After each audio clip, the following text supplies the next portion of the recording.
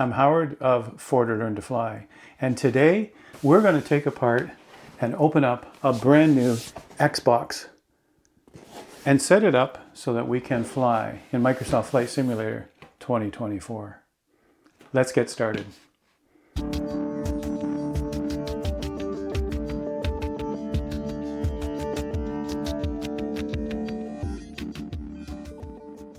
Now, before we open the box and see what's inside and set it all up, plug everything in, I want to talk about what you really need if you want to go flying using an Xbox. It works perfectly fine. I recommend it as an alternative to buying a big, elaborate PC where you've got to buy all the parts and put it all together and spend thousands of dollars. But what I do recommend, because you're going to be flying, is that you have at least some type of controller. You can't just put any kind of controller onto an Xbox. You have to have something that's compatible with an Xbox. Two main kinds of compatibility devices are, first of all, the stick and the throttle, that idea behind it. This one is a Thrustmaster stick and throttle that's made for Xbox. So this one specifically will work with Xbox. It can be attached physically or it can be detached and pulled apart. And that's typically what people would do when they're flying. This will be the throttle and a lot of other functions. And this will be for controlling the airplane. Now we'll see that in action once we get going. But I'm just going to show you all the parts and then I'm going to clear the table and open up the Xbox. So the next thing I recommend, of course, you got to have a monitor. That's what you see here. And the monitor is going to be whatever size you want. I've used a small one here just for portability so we can work the screens. When I start flying though, I'll be moving over to a bigger screen so that I can have more immersion. Obviously for a monitor, you're going to need an HDMI cable. And this cable has, it's actually called HDMI. And that cable will connect the Xbox to the monitor, right? And that's what we're going to need. The monitor should also have its power plug in the back. So we're going to need to power up at least two devices. So you need an outlet. I've got a power bar here. You're going to need an outlet that has at least two outlets, two plugs on it. And that's what you're going to need to make this all happen. So that takes care of the display, takes care of the controller. Now I do also want to mention, as far as the controller goes, you should also use a mouse and you should also use a keyboard. Now a lot of people are surprised to hear that. It's not a PC, why do we need that? You're going to find it a whole lot easier when you start picking out all of the settings. You start working with settings. Instead of using the controller that comes with it, we'll find a controller inside here. Instead of using that to try and navigate your screens, it's so much easier with a keyboard and mouse. Also, I want to mention that the simulator itself uses a lot of keystrokes that are shortcuts or quick ways to lower the gear or quick ways to put on the parking brake. So this is important when you're doing the simulator. You might not use it in other games, but certainly for simulation. And so I recommend that. It's not compulsory, but it makes life a whole lot easier if you're going to be flying using an Xbox. The last thing I'm going to recommend is that you get either a set of speakers or, even better, use a headset. Now the headset, it's important that we take a look at what the headset is. This one, again, it's got to be, in this case here, it's got a small 1/8" jack on it. This will work on the Xbox. And it's got 3 black rings on it. That's important because one of these contacts is the microphone. The microphone enables you to talk to control towers and talk to VATSIM or Pilot Edge or Say Intentions. And that's a great way for you to be able to have more immersion when flying your airplanes. You can also use it in gaming, of course, to talk to other gamers. So it's important that the person that's going to be flying has a decent set of headsets. A second advantage of a headset, of course, is the fact that you're giving that person the privacy to be able to crank up the volume and have immersion without shaking the whole house with speakers. And so that gives them a private session all to themselves. This one's made by Razer, R-A-Z-E-R. There are literally hundreds of different varieties of headsets. You just want to make sure that it has the right connector, and you want to make sure that you have a microphone. And that can flip out of the way when you're not using it, but you want to have that flexibility. That's important. All right, now we're going to unveil this box. So give me a second here. I'm going to clear the table and I'm going to get the box ready to go. And we're going to open it up and see what's inside. Now that I've cleared the table, let's go take this apart and go see what's in it. And I've left room here for us to see what's going on. I'm keeping the monitor here because we're certainly going to have to hook it up. So the first thing I'll do actually is just get the monitor cable hooked up, and that way it's ready to go when we need it for the Xbox. This is the HDMI cable.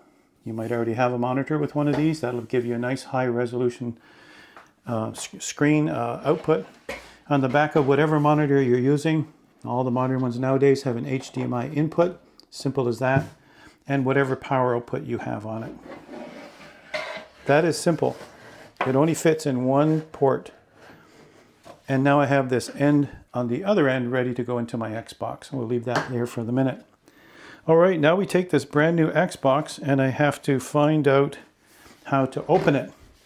So let me just find the tape parts here, and here. And there's probably another taped part somewhere. 1, 2, oh, I see, there's 3 and 4 right here. So you just have to, I suggest some type of like razor blade kind of cutter because that makes it nice and clean. But whatever works, that's what you'll use. And that way you've got it open and ready to go. All right, so let's see how this opens. So maybe I can give you a picture of what that looks like here. You can see it right in the camera. This is an Xbox X, and it's a 1 terabyte. And you can add more storage afterwards. The main difference between this one and the Xbox S, the Xbox S is not 4K output. In other words, the resolution isn't as high, and it doesn't have as big a hard drive. This is important with flight simulation. I have used the S. My brother still uses it, and it works perfectly fine. You may find a limitation in the S, and you simply buy more storage, and that will work. Now, as you can see, after opening up, oh, there we go. After opening up all of those, cutting all of those pieces of plastic, now we have the Xbox open. So let's just take out the main part first. You can see this is the main body of the main product itself, and somehow it's heavy, and somehow we got to get that thing out. I'm going to go like this and set it down like that. I'll bring this back again. What I think I'll do first though is bring the card out with it. And I think while we got this box here, we might as well bring out the accessories that come with it and just get all of that stuff out of the box and move this out of the way. Let's do that. This is exciting. Now, the reason I'm doing this is because a lot of people ask questions about this on my Twitch stream, my YouTube channel. People are asking me lots of questions. We'll just, this will cap a whole lot of questions all at once. Set that aside for the moment. Taking a look at this card, and I'll give you a snapshot of this on my screen. But when we take a closer look at this, we can see it talks about all the pieces. 1, 2, 3. All right, and it's giving you an App Store a barcode that you can log in at. And I'll show you a bigger picture of that, a more high-res picture of that right beside me here. But it does give you an idea of the different ports on the box. All right, and we don't have to try to focus on this. I'll just show you what they're talking about. So I will mention to you that you will need to get a Microsoft account, which is free, an email account, and you will have to get an Xbox handle, as we call it in flying. A gamer ID is what they probably call it, gamer tag. So you will get both of those. They're free, of course, and we have to go through that process, and I'll certainly show that to you in this session. All right, so I'm just going around and just opening it up just like a present, because it is for a lot of you. Might even be a Christmas present, right? Wouldn't that be nice? And I'm just taking it off, and let's see what we got. And you'll notice, let's just move that out of the way. You'll notice that there are rubber feet here on this part. Is there any other way that it can stand? And that's the best way to find out how it's supposed to stand. The writing is like this, so that means it probably stands like that. It's important because on the very top is a big, huge fan. You can't see that from here. It's all black, right? Black on black is hard to read, but inside here is a huge fan here, and it's going to be quiet, but it's going to make that heat rise. Heat's going to rise anyway, and that's how it does its cooling. It really is a powerful PC inside. It has to do its cooling. Looking at the back of it here, we can see that There is this port here. What is that for? And you notice that there's other ports along the way. And we're going to plug into each one of these along the way. I see HDMI out. That's important. I see wired Ethernet cable for networking. And I see just two USB ports. Now I'll tell you right now, because I'm going to be putting in mouse and keyboard, I'm going to run out of ports. I'm going to have to put in a USB hub. And so I'll get one of those and show you what that looks like as I hook everything up. Looking at the outside of it, it's just a nice clean cube, everybody. Now it does show, these rubber feet shows that it can sit like this, but I'm going to suggest that you don't.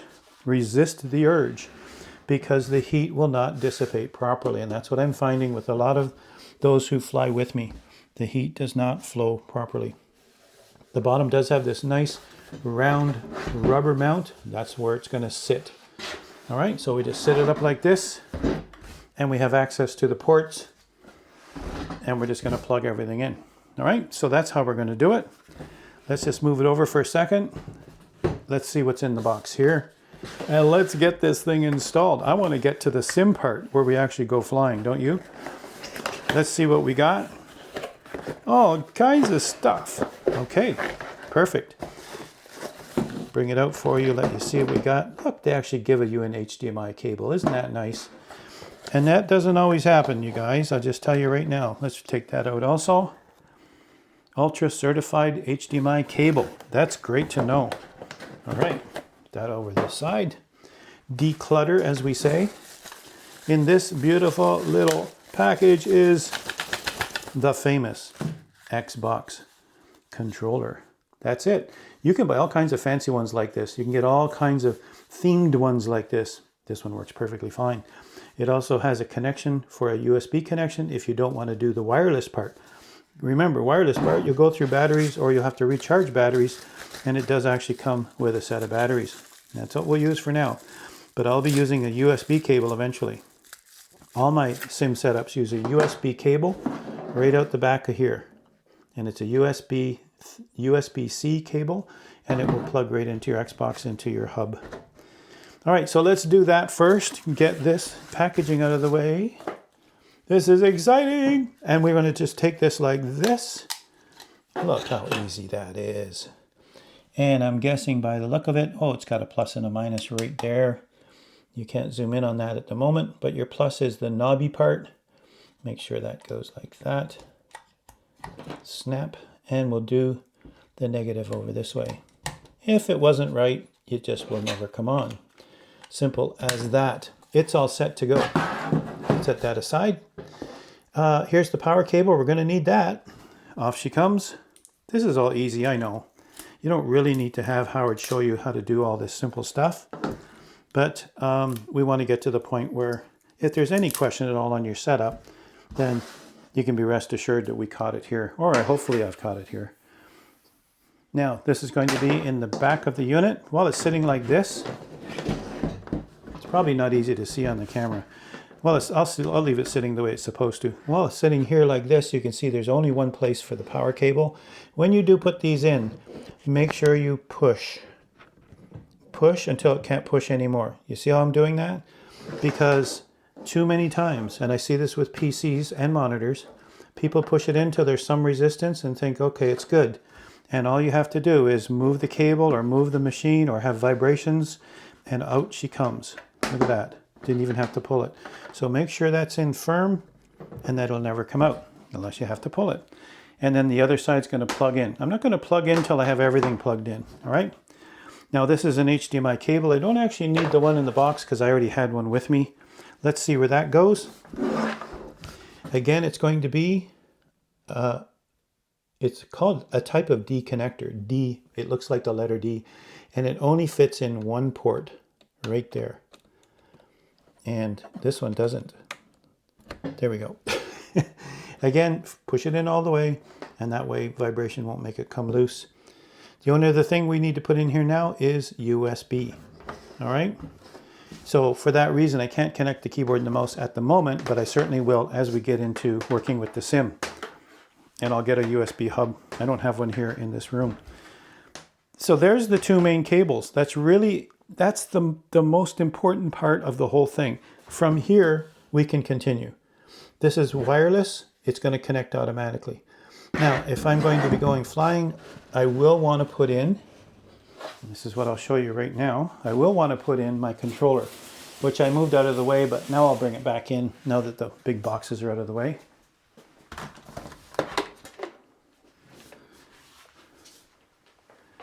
And now I'm going to put my controllers in. I'm putting them on the perspective of what I would do if I were flying, but for you to see them properly, it would be like this. Typically, this is in the right hand and this is in the left hand, your throttle. All right, and then all we need from there now is the USB connection. Let's take that, put it in the right spot, and then we're good to go. And this, of course, is an optional thing. You don't have to have this. Put that right here, and it's done. Nothing to it. And now here's my complete sim setup. I'm ready to go flying. Now I have to just install the software. This can sit conveniently off, even behind the monitor. Lots of people do. You can't even see what they're flying, whether it's a PC or an Xbox. This compact, heavy little device is a complete, powerful PC all in itself. And then now I will navigate menus with this. I'll also use this for my drone in flying. We have a drone camera that we can use for looking around the airport or whatever. And then I'll use these in my own perspective. I'll use these to do all my flying with the screen in front of me. All right, so there's our setup. If you were looking from your perspective at the table, this would sit further back. Your monitor would now sit over here. I'm going to put this like this. Oh, cable management 101. And some people will move their Xbox behind the monitor like that. So you don't even have to see it. You're not there to brag about it. I mean, unless you want to show it off. This goes into the monitor. And so there you have your setup. Now this is without keyboard and mouse, and let's turn it around so that it'd be like the way you would fly it. And that's your setup right there. Nice and clean. Move that Xbox near the edge, bring the monitor back, and probably a bigger monitor. I use 27-inch monitors. They don't have to be special gaming ones. And then your controller right there. Here it is, your complete setup for flying in Microsoft Flight Simulator 2024. Now, the next piece of equipment I want to show you, just because we're going to be using keyboard and mouse, you have to put in some kind of USB hub because there's only 2 ports on the back of it. So this is a typical inexpensive, although there's way too many openings on there. We don't need that many. Get one with just 4, get one even with 2 more. You're plugging in one of your jacks on the Xbox, and you're also giving it some power, and then you can plug more things in. This one's convenient in that it has switches on it, and each of these switches can turn it on or off for the peripherals you're not using. I have in my flying, I have a stick like this, but I also have a yoke, I also have rudder pedals, I also have everything. So now I have to turn off the things whichever plane I'm flying. So that's handy for future growth if you want to get that many ports. But quite simply, this plugs in, and then all your peripherals will plug into that. So again, with cable management, you want to get that plugged in, and I'll have everything powered up for you. For now, I'm going to put it like this so that I can get at it. You can see that on the camera. So I can get at it, and I can also reach in to hit the switches, and I'll probably move it back to here. Or if you want it even cleaner, move it back further. All right, but for now, I'll put it here so you can see what I'm doing with it. I'm going to take the secondary cable, the thicker one, right here. I'm going to plug this into the Xbox. And there's only one more port left. We've already got one plugged in right here for our controller. So I'm just going to use the other port now for the hub. And there we go. All the ports are filled except the network port. And we're going to use wireless for that. All right. Turn this so that it's easy to get at. Simple as that. Now that's the setup. I simply want to take my keyboard and mouse. And then now these can simply plug in right directly into the USB hub. And we'll just open that out like that. And eventually you'll want to clean up your wires. As you see, it becomes quite a wired mess back here. And if you can get at it, whichever way you want to do this, I like to move this up. I like to move up my normal peripherals so that I still got room to plug others in that are close by. All right, there's the mouse in. I'll do the same for the keyboard. Pretty simple stuff, I know, but just wanted to walk through it because for some of you, you've never had one of these, you don't know what to do with it, and I've been asked lots of questions, so bear with me as I go through the simple steps. If this is simple to you, then you've already got it figured out. I'm going to hide this one behind the monitor like that, get rid of some of that length, and I'm also going to put it nearby like this, like that. So again, I've just got these two here. I got more behind. I got more in front for whatever else I might need. You might never use the rest. All right, so now I've got my complete setup. I've got my keyboard, my mouse, my controller, my monitor, my Xbox, and my flying paraphernalia. That's what we'll call it now. All right, and now the next step will be, and I'll cut it at the moment, and then I'll get all the everything powered up. The next step will be is we'll power it up, and we're going to download the Xbox app, and we're going to go in with accounts that we need to get going with this. I would actually suggest you go to a browser, you go to accounts. I'm gonna give you that procedure as a step on the screen, and go make a free email account that you can use just for the Xbox. And then we'll also make a gamer tag. And you'll want to think about what that's going to look like because everybody will see you in your games with that gamer tag. So that's important too. And then we'll get the sim installed. That's the ultimate step that we're going to be doing. Okay, let's get to that.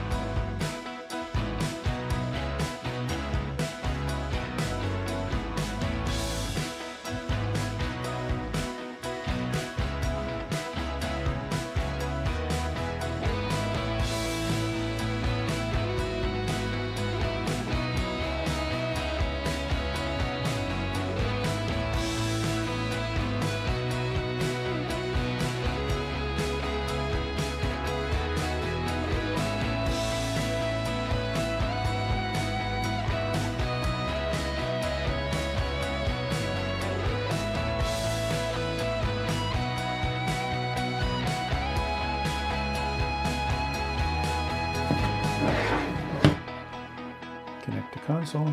See, it says connected. We're good. All right, connected with your console. For English United States, we'll take that. And it says where? English USA. And I'm going to do that because I will be in the USA for all winter long now. I'm leaving next week. So, all right, and then next. And it says, let's get your console on the internet. Home, that's one that I'm going to use. Remember it. Here's the password. I'm just going to check that. Yep. And then I'm going to say join. Joining your console to Wi-Fi. That is really the secret. And if this doesn't work, you could use a wired connection right to the back of the console. I prefer a wired connection for its speed. Hey, your console's online. We're good. Take a picture of that. And I'm going to say next. Now, something should change on that screen. All right, let's just see. Let's update. The console needs a 1.2 gigabyte update, which will download over its connected network. This will take a few minutes, but it's worth it. It's compulsory, so whether it's worth it or not. Okay, next.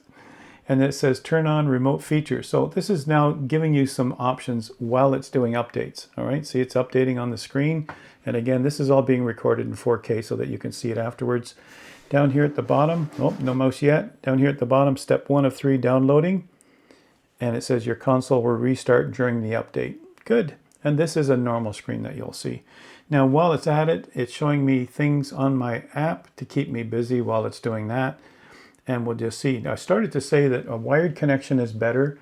And I'll say this, I'm an IT person. I taught IT for 30 years. And I would just want to say, if you connect a wire from your home hub, whatever hub you use to go to the internet, it will be faster. Because wireless itself, as fast and as good as it is, can be flaky. Like there, I had all kinds of troubles connecting it. A wired connection doesn't have wavelength or radio waves or any other problem like that. A wired connection is more reliable. It's always there and it's always high speed. But the other point is your wireless connection, every single packet, that's the little tiny bytes of your data, every single packet is encrypted, which costs an overhead. So that's what slows it down on a wireless. So you may not see a difference ever, but that's really what's happening inside. So wired is always better, more dependable, higher throughput. But we'll do wireless because it's convenient. My phone's wireless, now the Xbox wireless, and it's downloading here.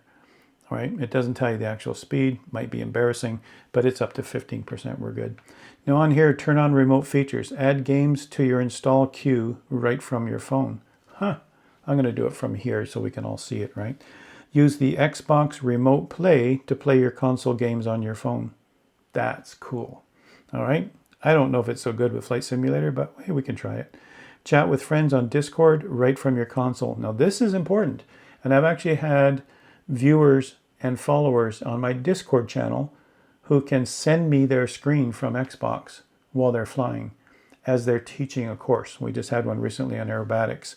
And he was actually using Discord from the Xbox to be able to screen capture and send it to me. It was pretty cool. When your console is on, control it with your phone. All right, now if I turn those on, I'll have all those features. I don't really care too much about using my phone for all these things, but I want to fly here. I want to have a bigger screen when I do. I want to have my controllers all set up. I don't want to sit on my phone messing around. Keep my games and apps up to date. It's automatically checked. And that's a good thing because when updates come, then it'll automatically keep them updated. Now let's get you signed in with an Xbox profile. Beautiful. That's the stage we finally wanted to get to. And you notice it's doing that on the phone while this is doing the boring download. All right, so here we go next. Now it says no barriers. On this Xbox, people can sign you in, see your data on web pages that use your Microsoft account, change your settings. I don't like that. Okay, ask for my PIN. We'll ask for your PIN before you sign in, buy things, or change your settings. That's a good thing, like in your bank card. Lock it down, you'll need to authorize. So I'm just going to close the app. Don't need it now. I can start working with this. It says press and hold the X button to turn on your controller. Boom. Light came on again. It should acknowledge. There we go. And it's showing me to press for the A button, which is the enter button. It probably will want me to set up a PIN now. Provide optional data for this device. No thanks. I'm going to say no thanks. Keyboard works now. All right, there it is. It's actually showing it. Firewall forwarded. Yeah, that's me. Okay, so when we share data with publishers, I don't know. Some of these screens you can just keep pressing enter, but you might want to say no to all the data sharing. I mean, holy moly. You just want to get your game set up and get rolling, right? So here's Game Pass, 1 month for $22.99, automatically continues at $22.99 a month. Wow. And you might even need this. You might, well, this is Ultimate, but you might even need even the basic Game Pass just to do multiplayer. That's a big difference between PC and Xbox. PC, the multiplayer is built in. Here, you might need Game Pass. I know you do for 2020. I don't know if you do for the new Sim 2024, so we'll find out. Now, you might get a free month, so you could use a code, right? I'm going to do this to see if I can move around, but it looks like I have to use my controller for now. Other plans. Okay, let's have a quick look just so you know what's available. Game Pass Ultimate, Game Pass Standard, Game Pass Core. All right, $11.99. Now, this is what I had in my original Xbox S when I set up Flight Simulator 2020 4 years ago. And this is the lowest price Game Pass you can buy, but it gives you multiplayer. All right. And I don't have any payment method in here yet, so I don't know how I would pay for it, but I would probably pick Game Pass, this one here, Game Pass Core, multiplayer and more. And that's really all I want it for. I'll say learn more. I'm not sure I can actually pay for it here. Online console multiplayer, catalog of over high quality games, member deals and discounts, 1 month for 12, continues at 12 after that.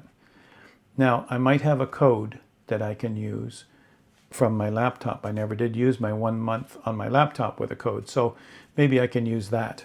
And this might be a good time to do that. So give me a moment while I pause the video and we'll go turn this on. You can come back and do this later, but I'm going to need this once I install the sim, because you'll want to see other players. You want to be able to see other airplanes. You want to be able to land and hang out with your friends and fly in formation with your friends. You want to be able to do this. So I highly recommend you get multiplayer. You can join in all of our group flies. Every Saturday we do a group fly. Xbox users and PC users, we all fly together and we explore some part of the world, anywhere in the world. So that would be a good thing to do.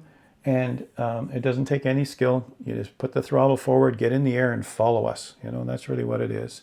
So let me just get this going and I'll come back and confirm that screen. So we have success with our Game Pass. Now you can see all the games that are available.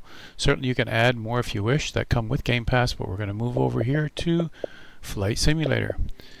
Enter, take a look at it. You can see the big install button at the bottom. You can read all of that if you wish, but this is the product. This is what we've been waiting for. We click on install and you notice that it says installing right there. And we can just leave that for a while it downloads. It's actually downloading first. It's going to download about a 12 gigabyte file. Maybe it's 15 gigabytes. That's it, the whole thing. And it's going to set up its cache drive area and it's going to leave us with the product ready to go. So I'm going to pause the video at this point, wait till it's all done, and then bring it back for you. Once the screen looks like this, you can see that it's not saying install anymore. It's just sitting there. We can actually go and run it. So we can just select it and then get it started for the first time. You can see here I'm looking under games. There it is, the one I've just installed. And this is the normal splash screen, as we call it, that will start it up. Now this first startup is going to take a little while. It's going to pull things from the cloud. And you're going to see it with a progress bar across the screen, and that progress bar will go kind of slow this first time. Every subsequent boot will, every time you start up the sim, it will pull some more data, whatever planes you own, whatever other information it needs, and fill the cache with things that you're going to be using. But this first few times you'll see it a bit slower. After that you'll see it working faster. And this is what they call the cinema screens, as you will see again. We'll do 2 different reboots. We'll do a second reboot when we hook up the FlightStick, but this first one, this first run, we are going to use the gamepad just to test it to make sure it works. And then we'll install the FlightStick and start doing fine-tuning of the FlightStick. And that's what we'll do next. So you can see the progress bar at the bottom. I'm going to speed up the video so it goes right across the screen so we can see that it's running, and then we'll do a quick test with the Xbox controller.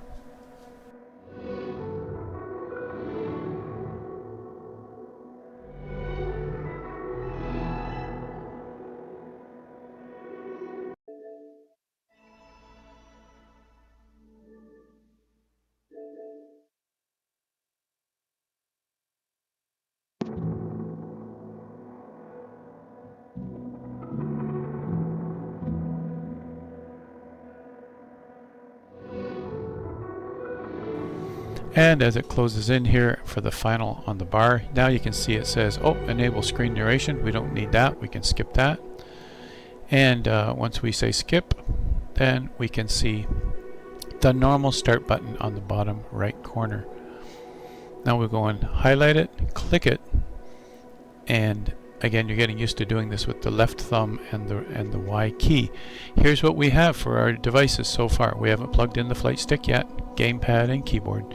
And you'll notice in our settings, it's taken us right to the control settings screen. We'll show you how to get here later, because we got to come back and ensure things work properly. We'll just continue for now and hope they've mapped everything. We're going to give it a try. I would suggest that you do this default all assists to start with. After you get flying and get used to it, you might want to turn off those assists, and you'll see how to do that in another video.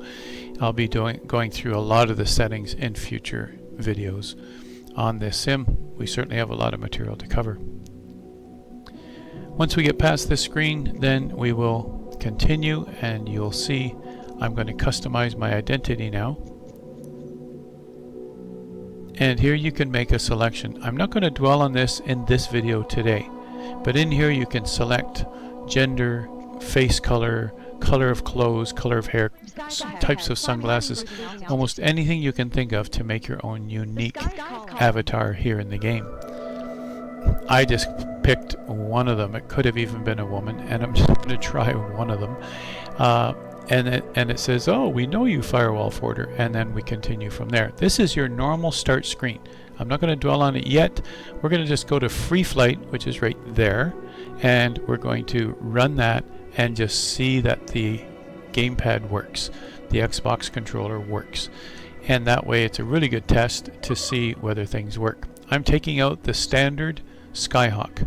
That's the plane you would use in training. A Cessna 172 is the most produced plane in the world. Something like 40,000 were built. And here I am just looking around with my left thumb, making things move around. But what I want to do is to go fly. So you have to select a starting point. You have to select an airport, a departure.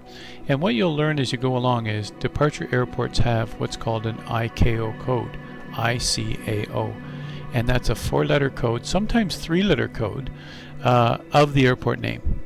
Alright, so I do happen to know some because I'm a pilot in real life, so I can just type in a ICAO code using my keyboard, or as I'm showing you here, we can just use the mouse and, you can just use the Xbox controller and the Y key, so we can press enter. And I'm typing in a destination airport here, and we'll just see how that works.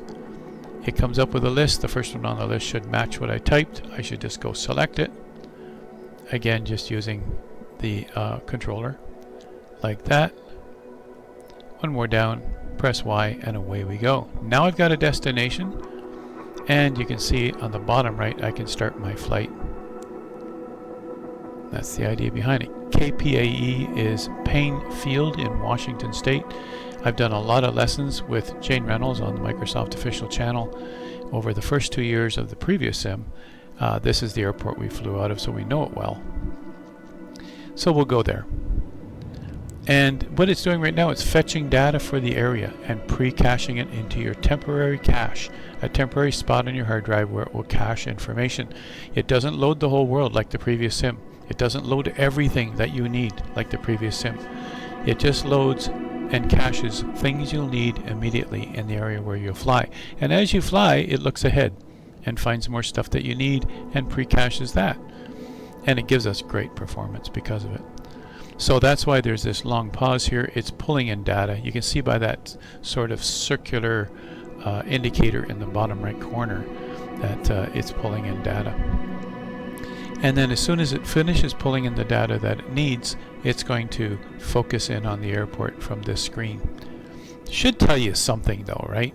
I mean, it's good that we have experienced simmers who know what to do here, but it's simply pulling in the data. It's not hung. There we go. Data is loaded. There's the airport, and there's your airplane ready to go. And I can see it loaded it at night, so we'll have to change that to daytime. We'll just enjoy the night view as we go along. Ready to fly, just click that button in the bottom right corner. I'm in the 172 with a G1000 glass cockpit. Very easy to use, easy to learn. and we will take off from here. But I'm going to try the gamepad. This is all I'm doing here, is making sure I can get the engine going, I can get the brakes off, I can move the thing, and some people will only fly with the gamepad. They will not go out and buy other things. They want to use it the way it is. So here I am on 16 right, the longest runway near the Boeing factory, and I'm going to go into settings just to see how to get the engine going, how to turn the brakes off. I do know that it's actually control spacebar. But here we can see flight control surfaces. You can see we only have a gamepad and a keyboard. And we can scroll down and just see what some of the, this is a good learning thing, see what some of those settings are. You can see the settings down at the bottom for the gamepad. And you know, they refer to left bumper, left trigger, right trigger, or just left stick and right stick. And combinations, and then the D-pad in the middle.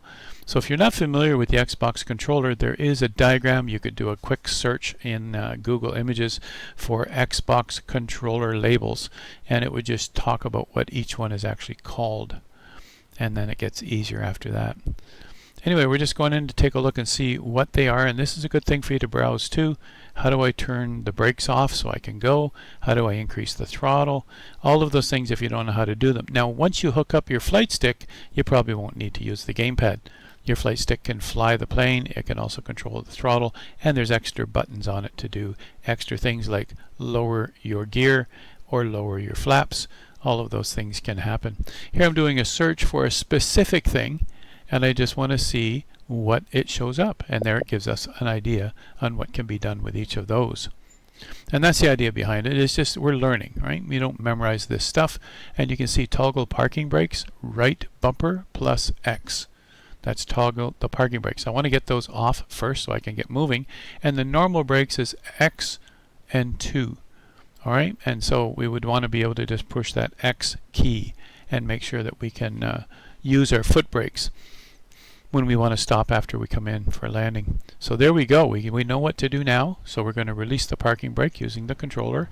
We're going to increase the throttle using the pad, and typically that's the Y key. And what we'll do is increase the throttle. We'll be looking down here to make sure that it actually increases right here at where you see the throttle there on the right screen, upper left corner. And it even gives you hints up above. Now eventually you can turn off those hints, but you know, this is the default sim, the way it's installed. Here we are ready to go. And we're just going to release the brakes and take off. And then we're going to stop the sim, come back, and put the flight stick in, and then get into some more detail after that. Let's at least get it rolling. Let's at least head down the runway, and let's do some flying. Right bumper plus X. Just like we found. And then we just have to figure out how to increase the throttle. There it goes. Throttle's going up.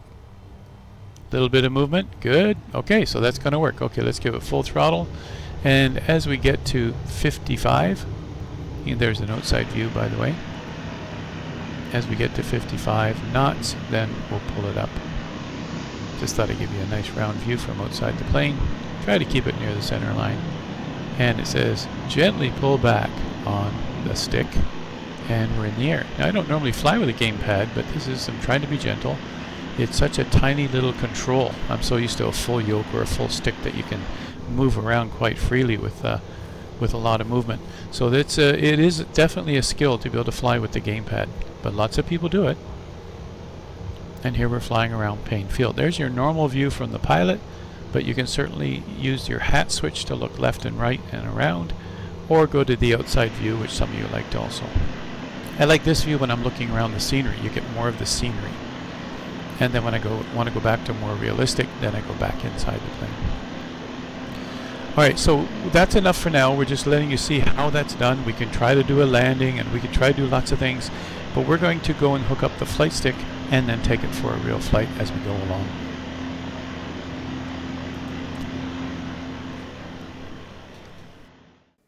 So now we've taken the time to put it all together. We made our free account with Outlook. Use that to log in. You know, you could still use that for email if you wish, or just leave it dormant. I think you still need to go into that email account to get some of the activation codes or some of the messages or even some codes that you might have to put in. So keep that email address handy, even on a phone or another PC. Secondly, now you've got a gamer tag that you can use while you're in the sim. You can use it for other games too. And then finally, after we've done all of that and we've installed the sim and we've got everything working, now it's time to go fly. This is the moment we've been waiting for. And so now we want to connect the flight stick. In this case, that's what I'm using as the flight stick. And then we want to actually test it. Now it should see all the mappings of the flight stick. That's what we're going to test. Mappings mean when I put the stick left, does the plane go left? And when I put the stick forward, does the plane dive down? All of those things are what are called mappings from your flight stick and your throttle. Now whether you use a yoke or whether you use a stick or whatever else you're going to use, make sure it's compatible with Xbox. It's got to say it on the box or else it won't work. All right, this is a closed system. We can't even see the hard drive, but we know it's there, right? So once that's our final step. So let's go now. Let's hook up our flight stick and see what is mapped already. And then if it's not, then I'll have to show you how to map things inside the simulator. And let's just go fly. And we'll probably just go fly in some place that I know already. Like for the preview event, we were all in Grand Canyon for real, in real helicopters. And then we went into the lab room and played with the sim where we were actually flying the same area. So that's what we're going to do. Let's go do that now, and let's have some fun with that. Now, we're logged in. We've got everything installed. You can see Flight Simulator over here on the far left. I'm going to use my controller to get it started. But before I start it, what I want to do is just hook up my flight stick. You can see in front of me here, I have the throttle. And so you can see what that looks like. It has the same kind of colors of buttons that you see on your normal controller. There's the X, the A, the B, and you'll notice here there's the Y. It also has some buttons on the other side, which are labeled. And it also has some buttons down here too. So it's got all the same buttons. And then also on the flight stick itself, there's some extra buttons here. And there's also some buttons down at the bottom, like your main button here. So we want to use these devices. These are made for Xbox with the proper buttons on them. What we want to do is take the USB part of it here. You can see the cable. There's my USB cable from this pair. And we're just going to plug it into the front USB connector that we see here. I'm going to hold it and push it in. And that way we now have USB on here also. And as soon as I have a look at it, there's a light on my stick. The light tells me we've got USB working. And now I'll bring them a little closer. You can see what I'm doing here and get them as close to that monitor as possible so you can see what's happening. So quite simply, without worrying about other switches, this is mainly used to increase the gas, increase the throttle, make the plane go faster, make the propellers move faster. And this is used to direct you left and right, down and up. All right, and that's really what we were worried about, is just the first basic controls. Then you can start figuring out what's that button do, what's that, we can experiment. So let's do that. It looks like it's on, looks like it's going to work. Take my controller now. I'm going to just go and select simulator. Let's see it happen. You saw the install, you've taken the time, you've been very patient, and now we get to finally fly it. So now you're going to see it loading in. What it's doing is caching some information ahead of time. And then when we pick the flight, then it will cache that information. So it's pulling things in from your internet connection. That's the new sim. That's what it does. It pulls things in from that new, from the cloud platform. Now, the cloud platform simply means it's carrying all this data, tons of stuff from around the world, sitting there in a database in Microsoft's data centers. And that's what it's pulling in right now. It says 2%, but this is going to move very fast.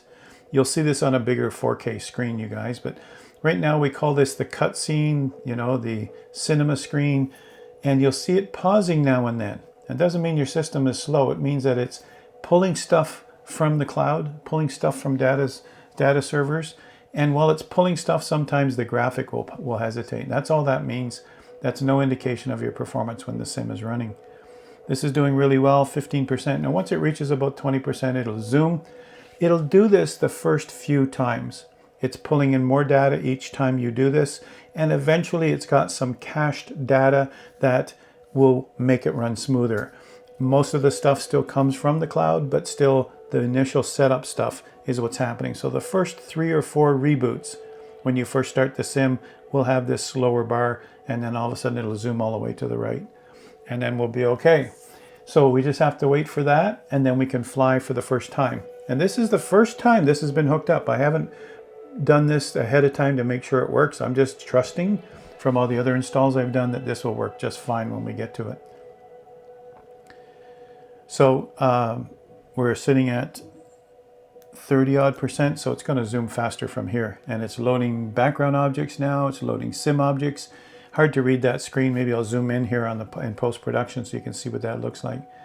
But now we're getting up there to 50% and away we go. And it's zooming faster now.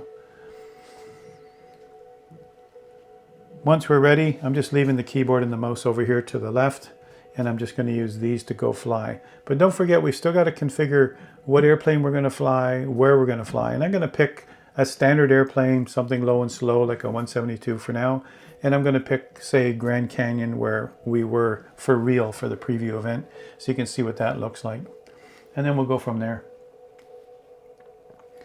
Okay, almost there. You can see the bars almost across the screen. You'll notice this will go faster every time, like I mentioned. But this is a second reboot, or second startup. All right, the first time we installed it, and there's our start button right there. And I'm going to just use the controller to move it over to here and press the A button. I'm in. I'm going to go over to free flight. Again, I'll give you a bigger screen than me just pointing to a tiny screen. I'm going to go over to free flight, which is right there, and press the A button. And now I'm into free flight. I can pick my airplane, a 172, a standard airplane, and I'm going to go to up top here. I'm going to switch to panels. Y to switch to panels. Panels mean panel, panel, panel. And I'm just going to go over to departure. Right there, press A. And from there I'm going to put in, well, I can use my keyboard, KGCN, which is actually, now these are called ICAO codes. Sorry, it's not written in front of me. These are called ICAO codes, ICAO. And these are, every airport in the world has a code. All the ones in the USA start with K. And GCN is actually Grand Canyon National, GCN. Cool, huh? And we're going to go there to this airport and go straight over to the Grand Canyon from there and see how we fly. Hopefully that's the plan, right? So now I'm just going to move down in my search. Somehow move down to Grand Canyon. Down like that. Press enter. And there I am. Now, I can also go over, I want you to see this too. Use your mouse or whatever you've got to use. I like using a mouse, so there's my mouse. Flight conditions in the far right corner.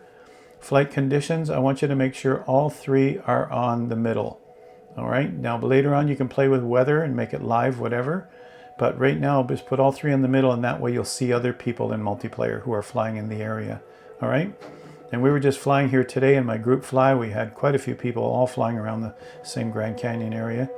I'm also going to pick, you can pick high level clouds. You can pick whatever you want here. I'm just going to pick high level clouds. Once you're done that, it says escape to save and back. And here we are. And now I can go fly from here. You notice down here it says left control plus enter, or just move your mouse around until you get there. And I'm going to switch to panels again. Come over like this. And I'm ready to start flight. Press A, and it should go in and start the flight. So right now it says, okay, you're going to fly in this area. Let's pull in the scenery for this area. Only this area. This is the Grand Canyon over here. This is the southern rim of the Grand Canyon. We're going to fly from here, wherever we are here, straight to the rim and see how that works. Have a nice visual, and we'll stop the flight from there.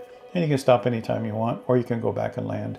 We're just going to simply make sure this is working. All right. You could start anywhere you want and try it. All right, and that's what we're doing here. So it's loading all its stuff, and when it's ready, it'll now focus right in, and we'll get right into the airplane ready to go. Now we're just going to simply jump in and see if it works. Okay, here we go. I'm going to set my controller down. I don't need that anymore. Yes, I do. Ready to fly. So I'm going to press A.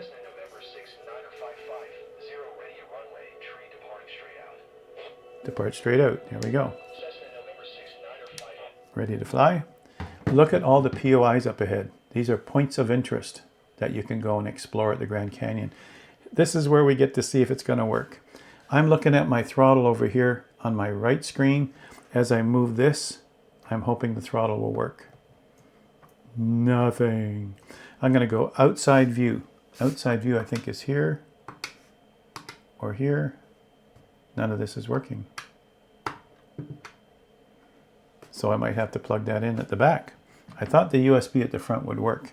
So it seems that it doesn't know what's happening. So here, this is good for you to see this, because now what do we do? So we'll press escape to come out, and you notice we have the option for settings.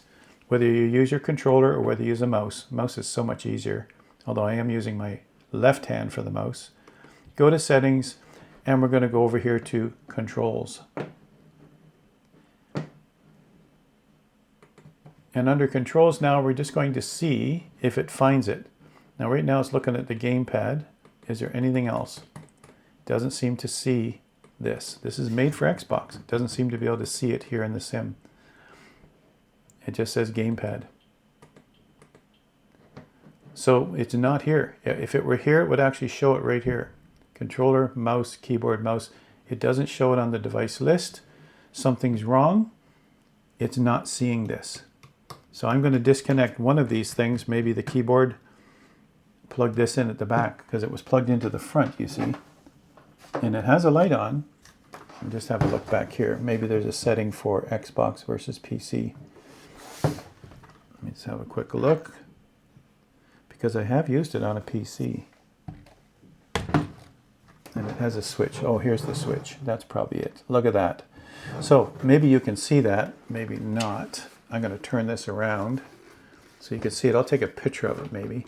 On the very back, you could plug your rudder in also if you have rudder pedals, but here it says PC or Xbox, and I made the mistake of not having that set properly for this machine. I used it on a PC. All right, now it's set for Xbox. It should see it on here. I might have to jump out and back in just to see it. All right, let's try that. And over here, it still didn't show up here.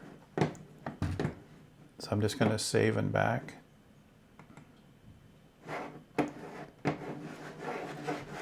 Bring my mouse over to settings again. Let's see what we see here.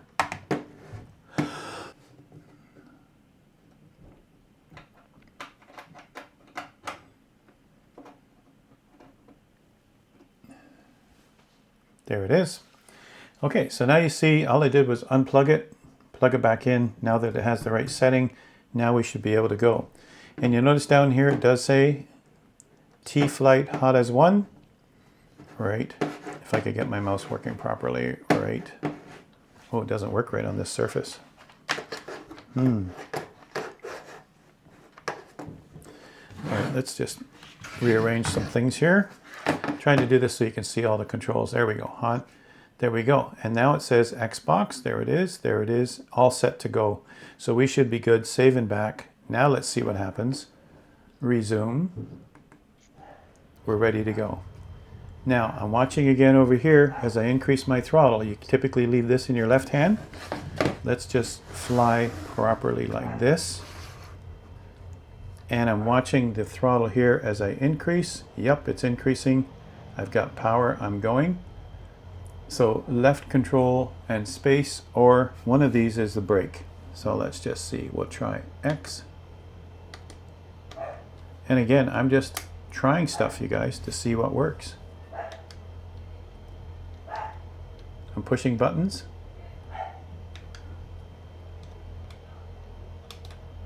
Oh wow, you can toggle the POIs, you guys, with one of these buttons.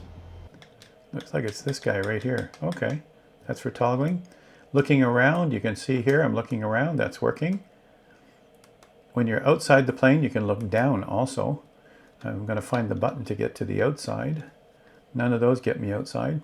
But it does say left control space. So on the keyboard, I'm just going to hold the left control key and hit space.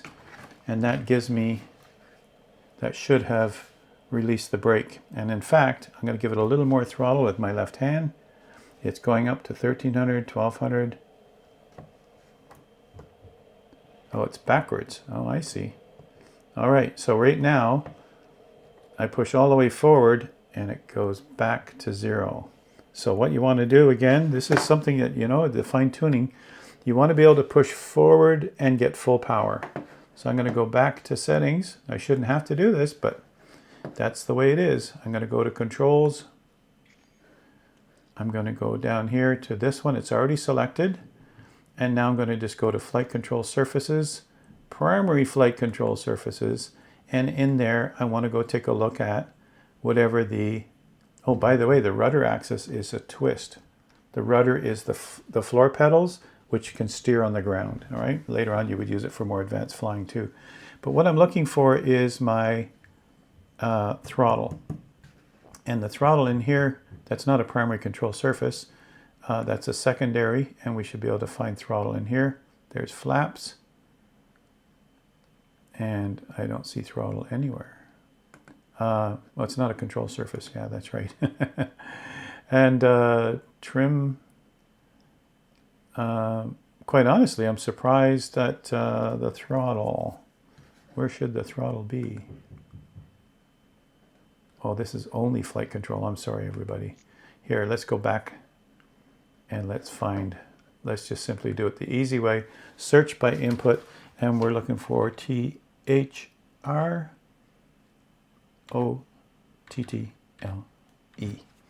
Enter.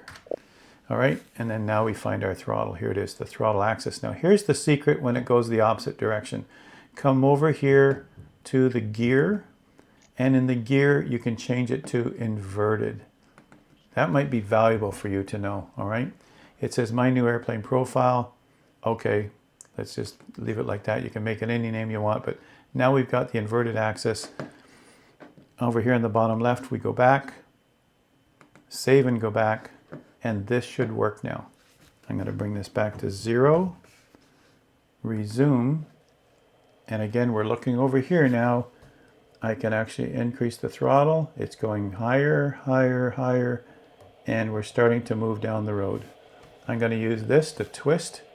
That steers it on the ground. And as it builds up speed, speed is right here. We might still have a brake on, but let's just see how it goes.